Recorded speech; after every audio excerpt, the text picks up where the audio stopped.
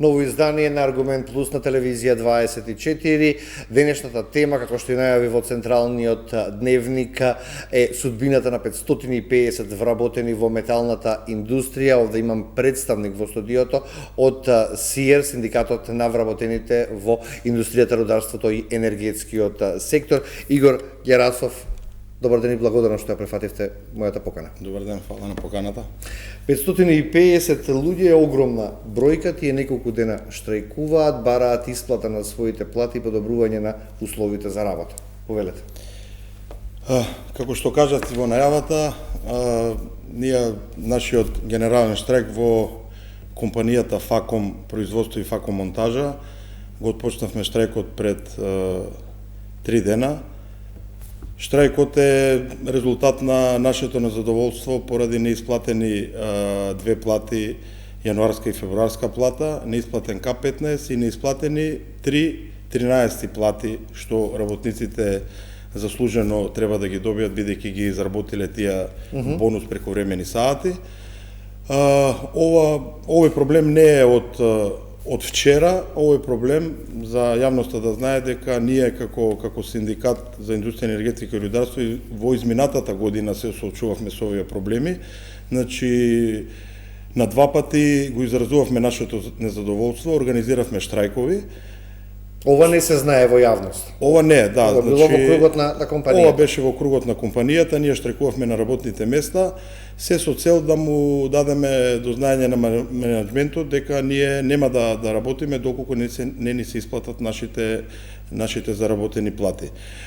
Се каснеше со платите, значи се надминуваше незаконски рок до 15 во месецот, но сепак имаше проблеми, но компанијата, како да кажам, со тешки маки ги одржуваше позициите, односно исплаќањата на платите на нашите членови, што кулминираше во петокот со прогласување на генерален штрак, бидејќи и оние договорени позиции што ги договоривме со менеджментот не се испочитува. Ние имавме зададени рокови од наша страна во минатиот период, доколку не се исплати редовно платата, за останатите плати и К15 и 13-тата плата, дека ќе стапиме во генерален штрајк, што впрочем и го остваривме во петокот.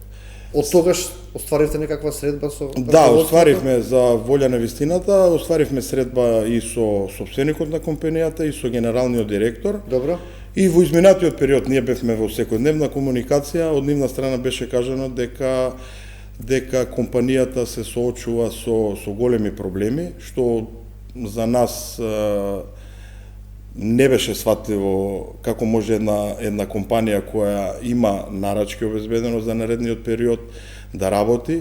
Од нивна страна беше кажано и од нашите вработени таму и од представниците наши кои се во синдикалните структури, дека компанијата има обезбедено работа за наредните 3 години. Тука се работи за големи проекти, за голем проект во Хрватска, се работи за проект во вредност од 7 милиона евра. Факом треба да произведе, односно да изведе мост, конструкција на мост што треба да биде однесен во Хрватска. За тековни работи што имаат, тоа се вика фикантерија, они прават производство за бродоградна индустрија, значи секој месец имаат нарачки, значи тие уназад 20 години имаат таа соработа. Објаснувањето дека е проблем за да се исплатат платите не поминува кај вас, бидејќи гледате како функционира компанијата. Од кога почна овие проблеми со достави на плати? Еве кажавте дека 2 пати сте биле во штрајк.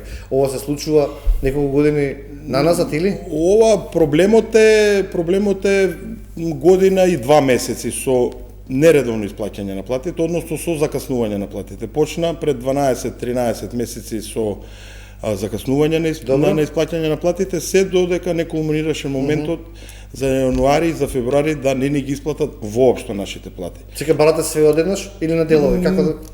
Ние бараме да ни се исплатат платите одеднаш, но пак и ние како работници, како синдикат сме свесни дека доколку не се исплатат тие 2 плати, ние имаме можност или 3 плати како синдикат и како работници да поведеме постапка за стечај на компанијата, што ние како синдикат не сме вољни да го направиме тоа, бидејќи знаеме дека во изминатиот период во металната индустрија, ќе спомнам нашата компанија што се исто така наши членови Фени индустрии го помина тој транзиционен период околу стечајот и можам да кажам дека и таа компанија еве и по 8 година дена на завршување на стечајот нашите работници ги добија трите заостанати плати, но меѓутоа од 750 вработени моментално се ангажирани од новата компанија Golden Eagle, што ја презема компанијата Фени индустрии во минатиот период, се ангажирани околу 110 вработени, што моментално работат на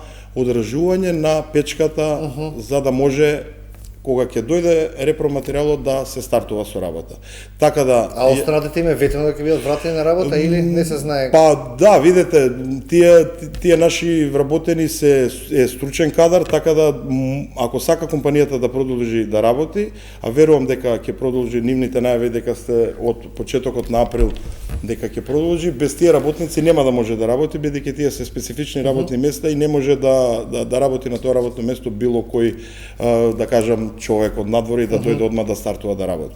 Колку луѓе од почетокот на оваа криза во Факом напушти овие година и пол има или останаа сите? Не, значи моментално бројката на вработени во двете акционерски друштва АД Факом монтажи и Факом производство брои некаде околу 550 вработени, а во изминатиот период откако почна да се случуваат овие несакани работи, околу 100 наши вработени членови ја напуштија компанијата и тие вработени што работеа во Факом отидоа во Италија, во Словенија, во оние компании каде што Факом произведуваше нарачки за истите компании. Дека бизнис партнерите. Бизнис партнерите, да. Симптоматично е во целава ситуација, како што кажав претходно, дека имаат работа компанијата, обезбедена работа. Еве за податок за јавноста и Југохром компанијата е затворена, можам да кажам некаде околу, не ме фаќате за сигурно, мислам дека околу 12 години не работи. Добро е тоа што тие филтрите што треба да се испорачаат за Југохром и Гуновци да продолжи со работа, бидејќи компанијата се затвори, бидејќи не беше еколошка компанија, го загадуваше полошкиот регион. Во моментов, допред да стапиме во штрајк, Југохром почна да ги бара нивните филтри и Факом почна да ги испорачува деловите, што е еден позитивен сигнал за компанијата во Југохром, што се надеваме дека ќе продолжи да работи по 80 години, а таму се работи за бројка некаде околу 1500 вработени. Сега чаре? До кога се дава овој рок за да направите договор со менаџментот? Видете, ова е, како да кажам, се разговара со работниците? За волја на вистината, Факом монтажа, таму се околу 100 вработени, 120. Во вчерашниот ден се исплати, односно во петокот се исплати за останатата јануарска плата и нашите колеги моментално го прекинаа штрајкот, се со цел да може компанијата да се одглави, да почне да ги испорачува овие веќе нарачки што се сработени, за да може компанијата едноставно да проработи, да не бидеме ние виновни како работници, да не се доведеме во ситуација некој да го впери прстот во нас и да каже дека ние сме биле тие виновници што сме допринеле да се затвори компанијата. Еве јавно кажувам дека ние како синдикат се конструктивен партнер, но пак ќе кажам јавно, без плата ние не може да работиме. Поготово во 21 век, каде што нашата работна сила, како што кажав и претходно, еве 100 наши колеги, не верувам дека тие ќе се вратат од Италија и од Словенија, дека ќе се вратат назад, кога веќе таму може да зимаат 3-4 евро. Уште една причина плюс им било да си заминат од Македонија. Металната индустрија е една од оние кои што најмногу се извезува нивните производи. Колку сега оваа криза од Германија, од Европа влие? Почувствувавте некаква намалување на нарачките? Да, значи јас доаѓам од метална индустрија, таму работев 22 години пред да бидам на оваа позиција председател на Синдикат за индустрија, енергетика и рударство. Намалени се нарачките, значи ако капацитетот на сега конкретно за компанијата Ладна валаница Либерти, ако капацитетот е на годишно ниво да прави околу 140.000 тона подцинкуван и пластифициран лим, моментално оваа година, односно изминатата година, и нарачките за тековнава година се намалени за околу 50 до 60%. Додека Макстил компанијата, сестринската компанија во Скопска железара, иначе да знае јавноста и Факом, сите овие три компании се во бивша железарница во Крубот. Так. Макстил работи со дебели лимови. Макстил компанијата до сега нема такви проблеми, бидејќи нивната извозна политика е ориентирана за бродоградилиште, дебели лимови, мислам дека таму нема застој, додека ова понежната метална индустрија, каде што е употреба за домакинството, пластифицираниот лим и подцинкуваниот, се трпат последиците, дефинитивно.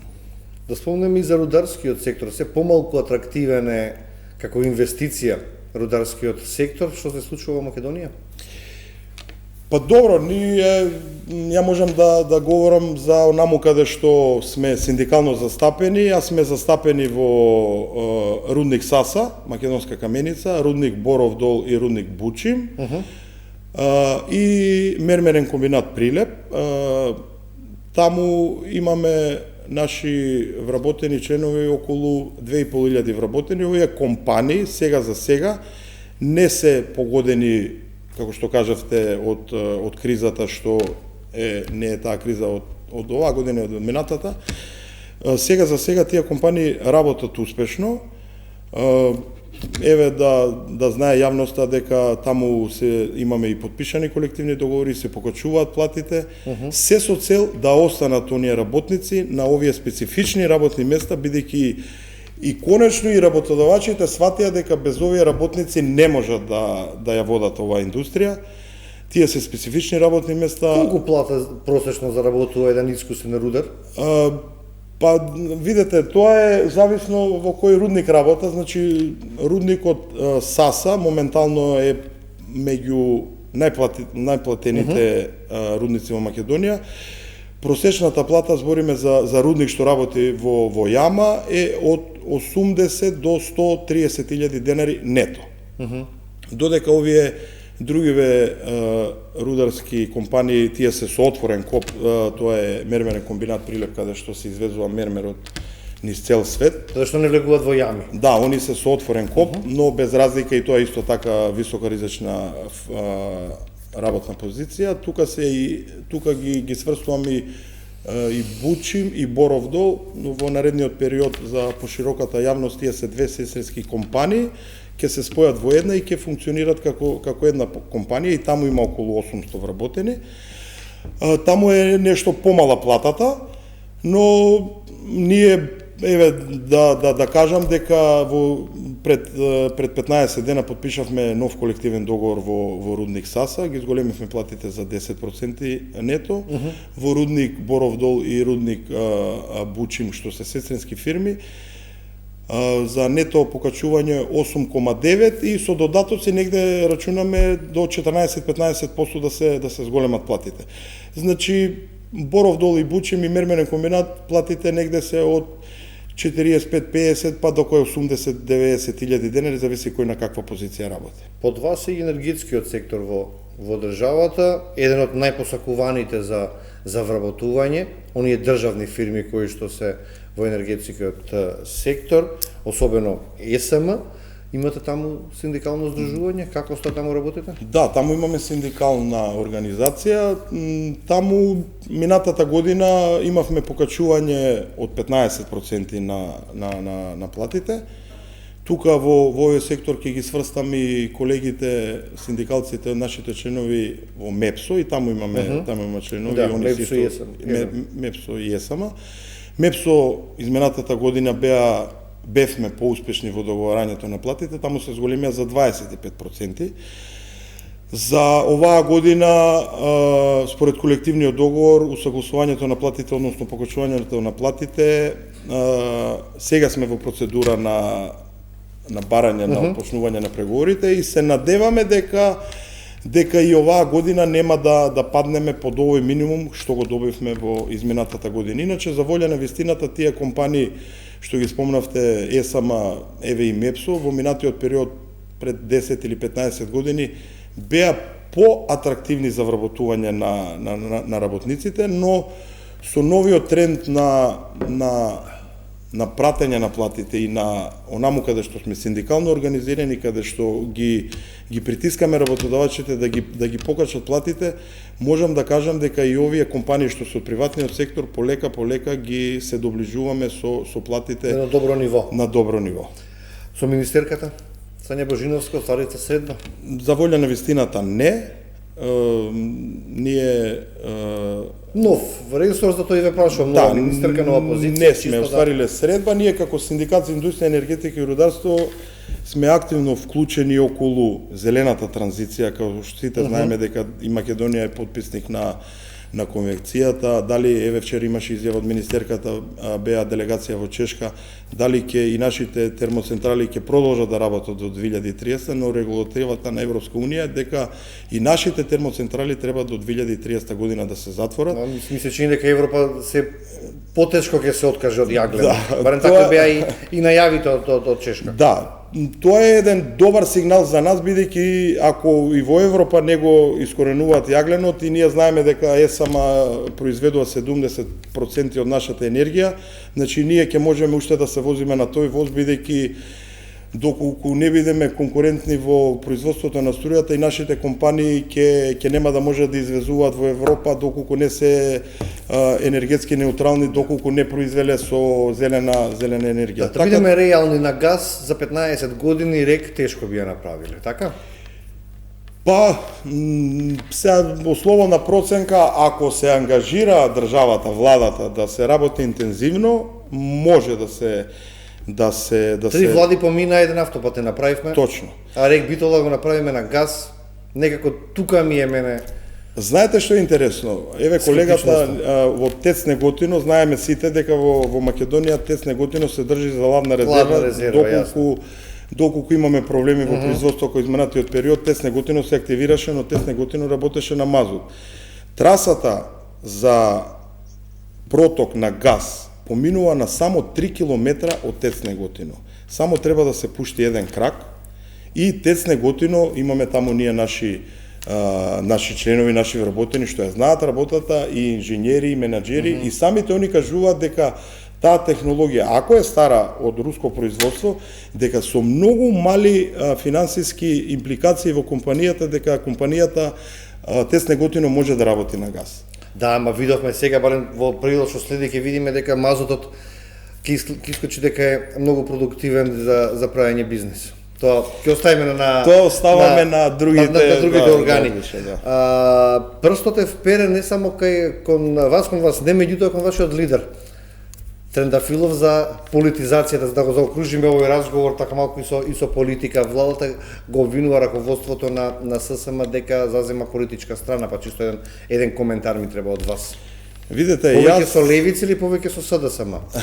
Видете, јас доаѓам од приватен сектор, како што кажав.